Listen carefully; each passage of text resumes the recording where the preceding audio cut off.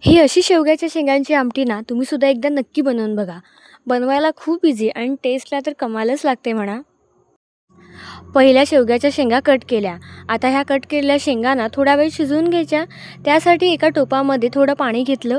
त्यात ह्या कट केलेल्या शेंगा टाकल्या, थोडं मीठ टाकलं आणि हळद टाकून शिजायला ठेवल्या. मग शेंगा शिजल्यावर लगेच आमटी बनवायला घेतली.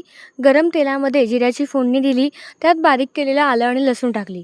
त्यानंतर त्यात चिरलेला कांदा आणि कढीपत्ता. कांदा अगदी मंद आचेवर चांगला लालसर होईपर्यंत भाजू द्यायचा. कांदा नरम झाल्यावर ह्यात टोमॅटो टाकला आणि तो सुद्धा वाफवून घेतला.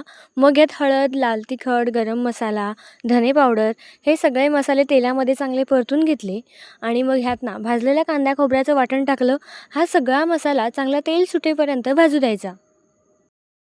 मसाल्याला तेल सुटल्यावर ह्यात शिजवलेल्या शेवग्याच्या शेंगा टाकल्या. चवीपुरतं मीठ टाकलं आणि मग सगळं मिक्स करून आता झाकण ठेवून ना ह्याला चांगली उकळी येऊ द्यायचं. मग एक 10-15 मिनिटांनी झाकण काढलं. आमटीला तरी छान उकळी आली होती. मग त्यात थोडी कोथिंबीर टाकली. सगळी आमटी छान मिक्स करून घेतली आणि मग आमटी तयार झाल्यावर ना लगेच जेवायला बसले.